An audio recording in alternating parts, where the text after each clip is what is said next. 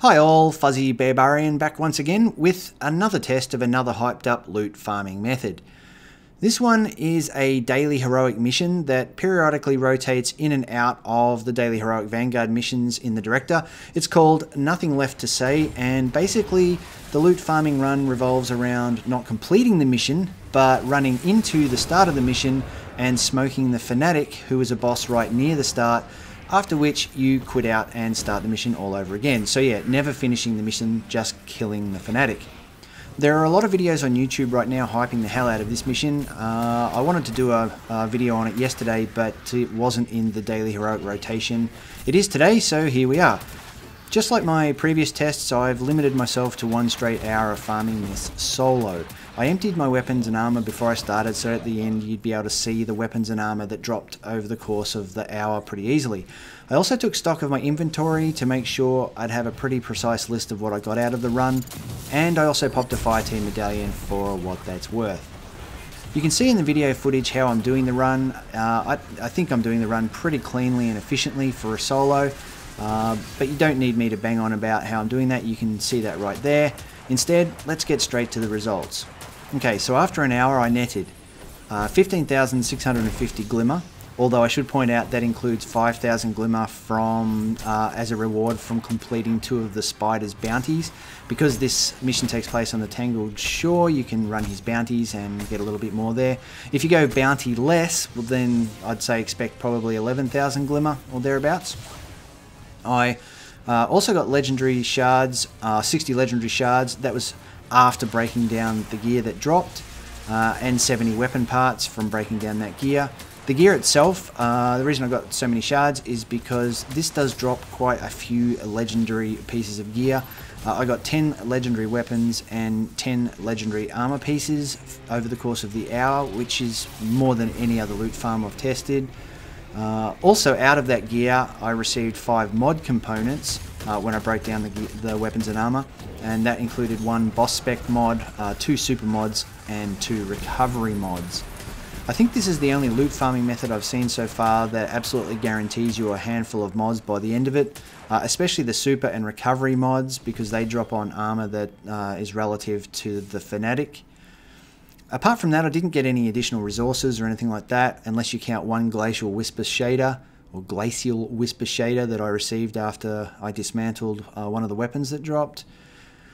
Sadly, no exotics or prime engrams dropped during this run, though on that note I should point out that I didn't run this with prime attunement active. I did have prime attunement active with my other loot farm tests, so with that in mind I'd say this isn't a perfect one-for-one comparison to my previous tests when it comes to prime engrams specifically.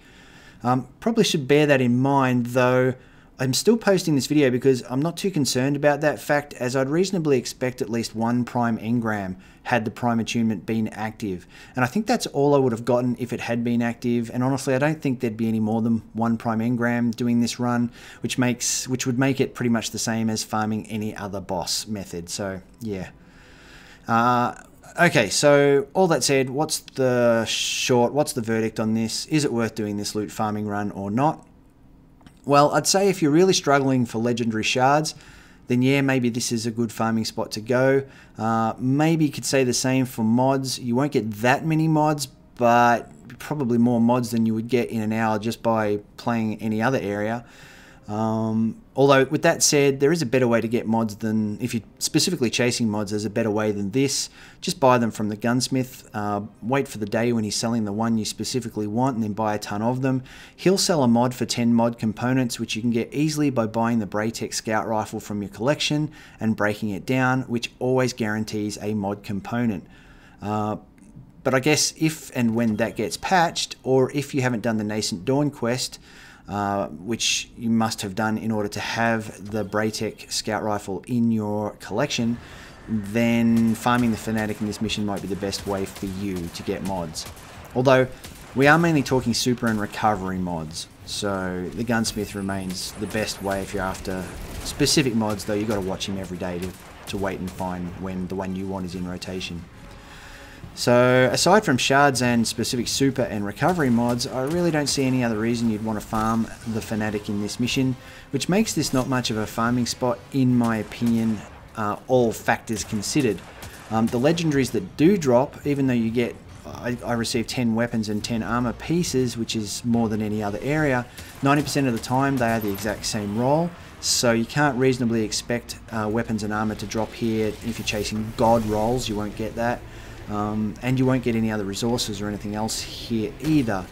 So yeah, I would say that this farming method is not entirely crap, but not really worth spending hours on either, unless you're desperate for shards. Okay, that's it for another loot farm test. If you hear of any other areas where people are saying it's great to farm, feel free to drop me a comment, and I'd be happy to go and test those too. Until that happens, bye for now.